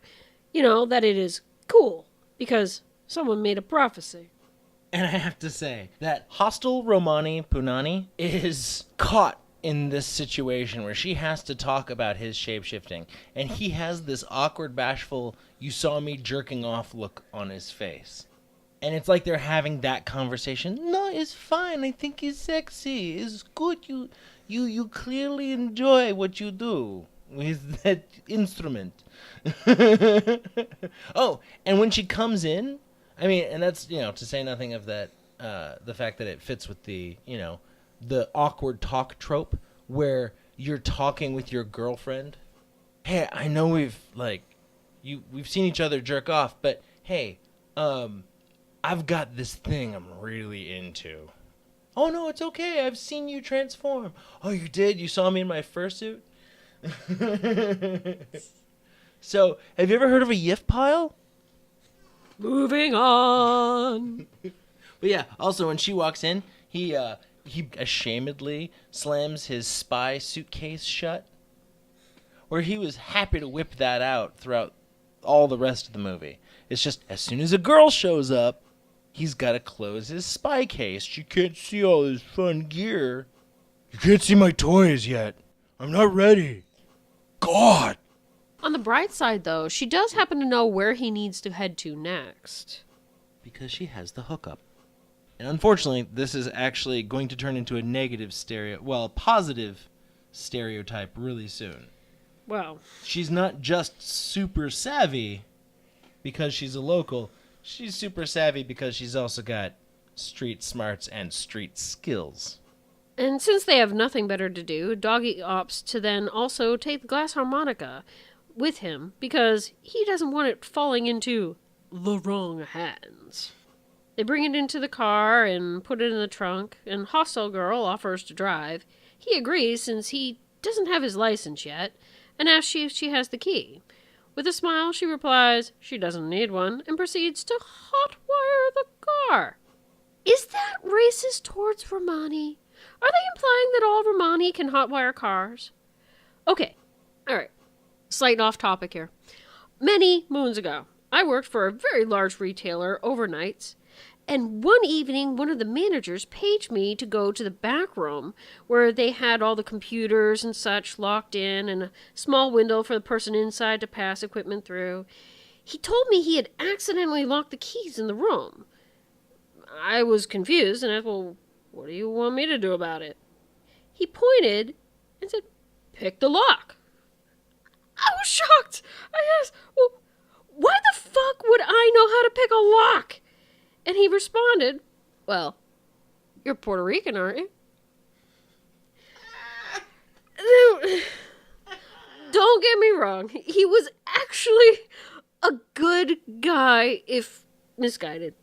So I proceeded to rant at him and declare that since he was Italian, I was going to have to find all the most outrageous, bigoted stereotypes I could just to give him shit constantly while I was squeezing in through the small window to get inside and open the door and let him in and give him his goddamn keys. So you still reinforced that behavior. I can't believe you. You're such an enabler. My God. Anyway. Yeah, I'm Puerto Rican, therefore I know how to pick a fucking lock. What? Yeah, just like Romani's automatically know how to hotwire a car. Okay. Anyway, they arrive at the place for the thing. Doggy hands off the Donut of Doom and the harmonica and tells the hostile Romani Punani to take them to the American Embassy for security. She flirts with him and says that him saying 2300 instead of 11 p.m. is exciting. She is so desperate it hurts. She must be so bored. Oh, and that's another thing, too. One of the reasons why she believes in him and is possibly hot for him is that she believes he's part of a prophecy of someone who can change like the notes in a song. Is the same prophecy that Gargamel was all about before he became one with the Force. So, the place is a warehouse, and he was there a little early and apparently made arrangements. Plutonium doom thermoses for bad karma. Doggy is wearing a gas mask. Are you my mummy? And had set up a winch that moves a rusty barrel along the ceiling that scares Petroleum, and he commands his men to kill the rusty barrel by shooting it. Shoot it! It's a barrel! It gets set down, and Doggy rolls a smoke grenade by one of the henchmen as he lifts the lid to see a digital countdown and dynamite sticking to the lid for a good 10 seconds before reacting. He seriously just, barely emotes at the camera like, oh, God, it's gonna... He might as well have been in slow motion. It's one of those days. I'm too old for this shit. Murtaugh, grab the cat. Tell me, if it was an angry raccoon in there, do you think they would have taken him as long to put the lid down and try to get away?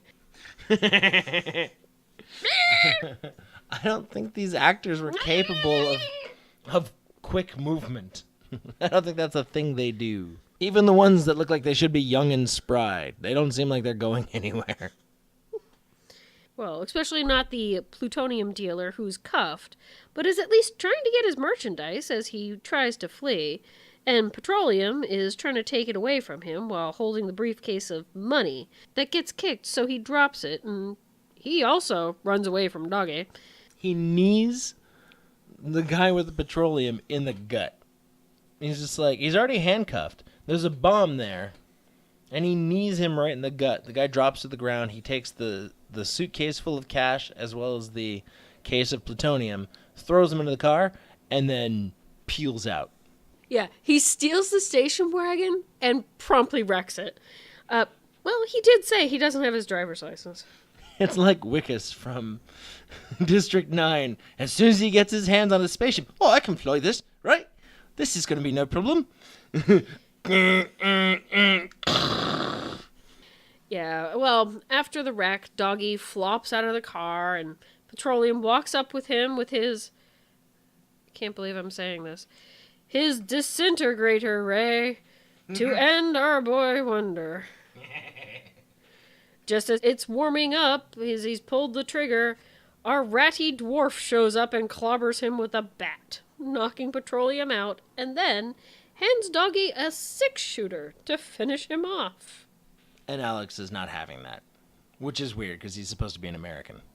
Yeah, you would think. But no, he decides that's in cold blood, he couldn't do it. But the dwarf apparently knows all about his abilities too. Is like, did you know about your arsenal? Did you know not only can you change yourself, you can change others? Thank you, little person from the literal underground. So with that, Doggy turns Petroleum into a bug.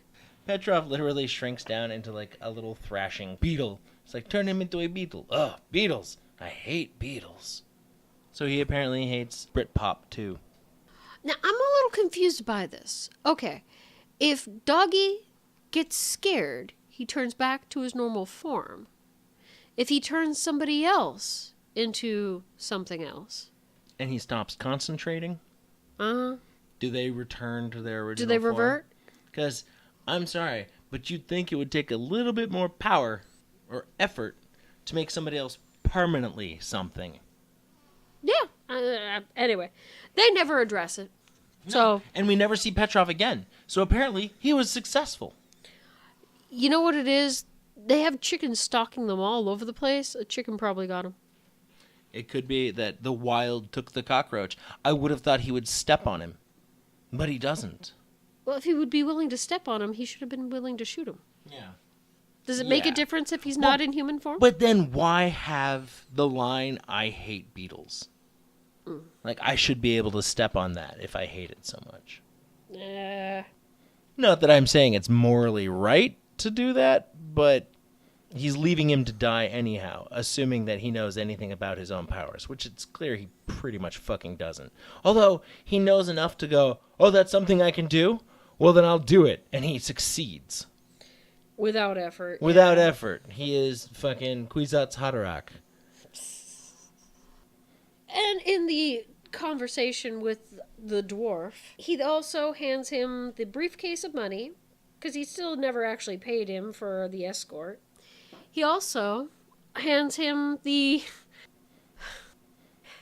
plutonium thermoses. Yeah. I mean, I'm not saying not to trust this little man, but he only just met him. And as much as everybody's saying, no, he's cool, he's one of the good guys, oh, he's going to show you around and do stuff, he also hands him the plutonium rods. Just like, oh yeah, I guess it did come from the ground. And that's your people's domain?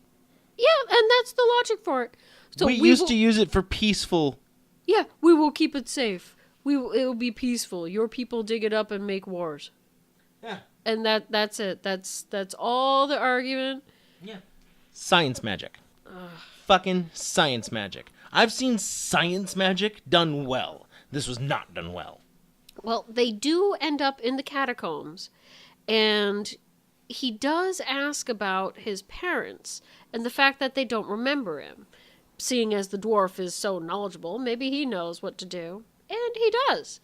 Apparently, the reason they don't remember him is because their souls were taken, and the cyber witch has them in the Well of Souls, I guess. I don't know why. I don't know why that would affect their memory of only him and not anything else. They know each other. They know they're married. They know their jobs. They're supposed to be empty vessels, but yeah, they don't seem like that when you talk to them. It's like, yeah, we forgot our son only. Yeah. Like, what is it when your soul is taken? Does it take your mind or doesn't it? Does it take your memories or doesn't it? Does it take your memories of the thing you loved most? We don't establish that. That would have been a great thing to write in. They certainly implied it. Yeah, so the solution for this was for our dwarf hero to call in his buddies, and they now have a circle of dwarves Moving around him in a circle as they hold hands. They might as well be singing Ring Around the Rosie. Oh, it was, and they opened up a Doctor Who portal of flame? Yeah, smoke starts to rise between them, and Alex starts walking slowly in the opposite direction, like he's looking at them, like confused. He starts spinning faster, and they start spinning faster in the opposite direction, and smoke comes up, and he's sucked into another realm. Yeah, well, sort of. Because he goes into the tunnel of flame, wobbles around for a bit. They superimpose the images of the parents that's supposed to be their souls. It's green screen-tastic. And then, while he's grabbing their souls, he just kind of flip. They're no longer in his hands now. And while he's doing this, that's when the Wicked Wench is doubled over having her cramps. I'm thinking he's plucking them out of there. her well of souls is her womb? Maybe. Maybe that's where she keeps the souls of the people she's broken? When he falls out of the Doctor Who-esque fire tube, he plops onto the stone floor in the underground, right in front of a staircase where hostile Romani Punani is waiting for him. And Harmonica looks on, just like, oh, they told me to wait for you here. Like, completely, he just fell out of a fire hole. And he stands up with the same amount of blasé. Yeah, I just saved my parents' souls from a fire hole. So, yeah, I'm really worried. I hope they're okay now. We gotta get back to the embassy. So they fuck off. Oh, and I will say, the having your well of souls be your womb is definitely some other, I think, accidental commentary. Because unless this author actually understands the history of witches in various cultures, it's usually connected with a woman and the things that only a woman can do, like bringing life into the world. It's very much connected with the feminine mystique, and that character, the cyber witch, oozes that. Again, it's not well written. And, yeah, she doesn't do it well. She doesn't do it well, but any connection that the author may have made was clearly accidental. But anyway, now we're going back to the embassy. His parents now remember him. He introduces them to the hostile girl. He declares that she will be joining them. At first, his parents were confused, but he then tried to spin it that his mom had always wanted a daughter, right? The dad, on the other hand, gave him a knowing laugh with the whole incest is best wink. The family that plays together stays together. Lardass comments about how people are celebrating petroleum's downfall, and then suddenly NATO is being hacked and accessed for something they're calling the finger of God? I thought that was an F5 tornado. That's what I thought too. But they say it's a NATO-controlled nuclear missile site. Sounds like something that came from another movie that this asshole writer watched and then just pirated. Yeah, well, all the computers are out of control now and about to go off just because of the Wicked Wench. No one's able to crack the magic code, so our hero rolls into action with his glass harmonica and some privacy to work his organ. And he does this in exchange that Hostile gets the paperwork she needs to leave. So after stroking his organ, he summons his matrix minge, and she tells him he needs to be pure digital matter. Matrix minge. And go into the fiber optics. But she's in the fiber optics. How can I get to her there? So in front of the PC, he pixelates. Like in the first Tron movie. And Lawnmower Man. Oh, and his Matrix avatar friend says to, relax, you'll enjoy the fluidity. Yeah, I'll bet he really enjoyed the fluid. Just sprayed it all over the screen. This is your first time with internet porn? Oh, you're in for a treat. Yeah, and that's the thing. Why is this 15-year-old being allowed to use these supercomputers into the... What clearance does he have? He has no fucking clearance. Johnny wants to tell a joke. Johnny wants to be a football hero. Johnny wants to hack the defense net and show that he can. He passes through a rhythm game and pops out into the Wicked Wench's lair. He passes through a rhythm game? Yes. Okay, I can see that. Yeah. Yeah, that was kind of a rhythm game. I mean, it's bad enough they're literally just like grabbing himself in front of a green screen, like standing on one foot and flailing. And they're just going, ooh, you're in a fire tube. Now you're on the moon with some dinosaurs. Why not? In her lair of steam/techno/cyber sorcery and gets chased through the back room of a haunted house. I think she's trying to taunt him, but frankly, the Wicked Wench's fake accent is so terrible, I really do not know what she is saying. But as he's running, he hears echoes of Gargamel saying, He needs to play. So, I'm guessing he summoned the glass harmonica there? But now it's here, and he starts playing. And the witch does not seem surprised. She actually tosses a ball of green energy at him, but it then bounces back, and she vaporizes as if she was in Hocus Pocus. And we're done here. He spews back from the PC as pixels while Lardass watches via camera. A minute before they panned up to him smiling and looking at the screen, you know he was jerking off. They have an awkward ride in weird suits at the appointed time, and Lardass then tells him that he saw and will be in touch. They're wearing military-grade scrubs. They're just like green, not camo, just green. Oh, and they're all staring awkwardly at each other in the ride. All kind of like smirking. I'm intentionally being quiet, but I'm going to make it look like, hey, we're all just having a good time. Then Doggy and Hostile are riding bikes in the sun. And then she's on a phone arranging a date, which is kind of rude to Doggy in my opinion. He wraps up reading a book about conceptual physics and playing the glass harmonica. Whips out his tool, because they have their own rooms. Apparently he wasn't kidding about her being his sister. Yeah, there's no hint that he does anything with her. In fact, they get back, it shows them riding bikes, it shows her talking on the phone in her room, and it shows him reading a physics book, which he then puts down so he can go play his glass harmonica in his own room. And that's literally the last 3 scenes we see in the fucking movie. It's like, hey, you needed this little bit of closure, right? You were really wondering whether or not he'd play the glass harmonica again, or get back to his studies.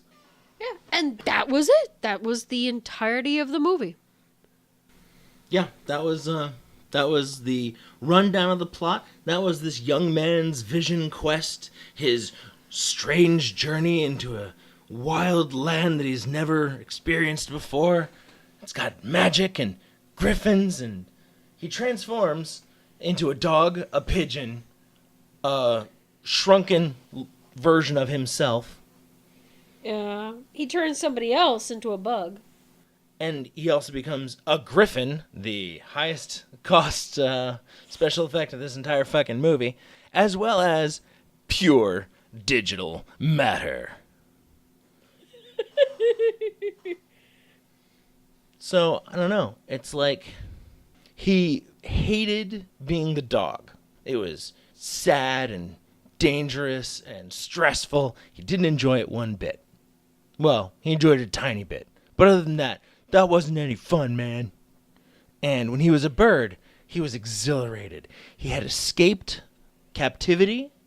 He had taken to the skies. And let's face it, flight, even if you are afraid of heights, is something everyone has dreamed about at one time or another.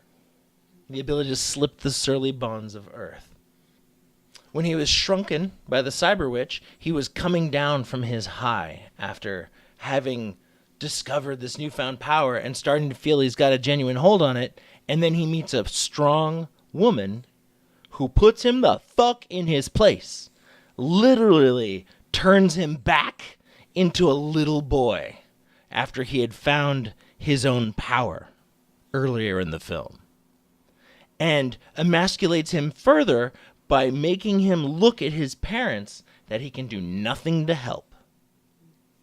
Then when the old man saves him, returns him to his normal form, he's able to escape and assert his power as he never had before. A creature that can both walk on all fours and take to the air and burn up a budget like nobody's business. After that, he learns how he can turn his power on other people.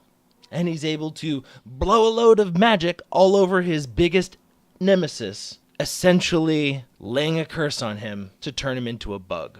He doesn't even go frog. He goes straight to insect. Hey, don't disrespect frogs. Well, frogs are the classic curse. And, when it comes to curses, there was a witch. I guess that's as close as we get. And there's also a weird future avatar who teaches him how to turn into pure digital matter. The avatar is female in nature, and on top of that, she teaches him something Gargamel couldn't. His elderly male mentor was incapable of teaching him. Because I'm pretty sure... What did she teach him? She taught him how to turn into pure digital matter. She taught him how to turn into data and go down the net to go after the cyber witch, which I'm assuming is something Gargamel never could have possibly done because he had not a lick of technology in that church. He didn't have a phone, he didn't have a television until Alex showed up. Your definition of mentor is so loose, because all they do is like, hey, why don't you turn into X? Well, that's it. That's not being a mentor. He chooses his dove form, his turducken form. He chooses to turn into digital matter, but wasn't able to really, he technically chooses to turn into a dog. They tell him how, and he does it, but I don't think he actually felt it would work. I don't think he actually believed in it. So, to me, with my forced metaphor, they fit the roles of mentors. Needs more lube. And, well, he got his hands nice and wet right up to the elbows. Still needs more lube. Your metaphor needs so much lube. Everybody in this movie was wet behind the ears. Is that enough? But anyway. And yeah. So, all in all. Yeah. I like the bit where he says, and this sums it up perfectly for me, I don't know, sounds pretty new age. And Gargamel goes, well, I assure you, it is actually very old age. Yeah. It's like, that's the level of fucking writing in this movie that I had to work with, so I was just gonna slather it in my own memes as best I could. It's like, all right, we're gonna see how far I can stretch this metaphor. And I'm sorry, a lot of it fits. So, all in all, terrible it was a joke. Transformation. It was so, you could say technically it had transformation. It did have it. There were different forms that he went to. The execution was terrible. But it is the kind of, when you look at transformation art online and the kind of people who write transformation fiction, a lot of it relishes in the transformation itself or what you can do with it. This one stepped on its own dick in that regard, and it barely got the point across that was... A lot of slash fiction is better written. Oh, yeah. Oh, God, yeah. Anyway, so that's it for this movie. I think I had fun. I'll get back to you after I have some more beer. Yeah, I do love this kind of stuff, and I don't know what's going to be going next. I believe you're going to be experimenting on your own personal favor. Since it's Halloween, the next episode is supposed to be the Halloween October episode. Mm-hmm. I could do what I consider to be the most horrifying use of the transformation trope, and that is Turbo Teen, a cartoon series from the 80s about a kid, a teenager, Johnny Football Hero type, who can transform into a car. Okay. So, most horrifying use of transformation I think I may have ever seen. And I was going to do a quick one episode teardown. Okay. Of Turbo Teen. Also, since it's Halloween, coming up on Halloween, I just want to throw out a shout out to one of my favorite spooky musicians, Voltaire. Ah, yes. Aurelio Voltaire. Of the Lair of Voltaire on YouTube. Check out his gothic homemaking series. It's just brilliant. It's a goddamn hoot. And he's very crafty. Something I can appreciate. If you enjoy our brand of madness, please consider hurling your disposable income in our direction at patreon.com/shiftybastards. You'll get the patron-only extended editions, complete with bloopers, special readings, and other exclusive extras. Reticent to hand over your hard-earned Romanian lose? You still have the power to transform from a lurker to a lover by giving us a 5-star review on iTunes or Stitcher. You can also find us on YouTube. You want to get in touch with the Shifty bastards to correct our vocabulary? Gush about your favorite transformation media? Or scold us for our scandalous emissions? Then we encourage you to tweet at ShiftyBastards on Twitter. We want to say thanks to everyone involved in creating this fine beer I've been drinking to help sift through this griffin dung heap of a movie. And actual thanks to everyone involved in making Shapeshifter. I've never been more inspired to write my own spy thriller. Okay, that was a backhanded actual thanks, but it was still a thanks. Thanks also to Afrodeutsch for their incredible generosity. The music in this episode was Summon the Rock by Kevin MacLeod of Incompetech.com and was licensed under Creative Commons Attribution 3.0. Until next time, this is Llaga. And Crafty. Soaring off into the night. And reminding you to stay stay shifty. shifty.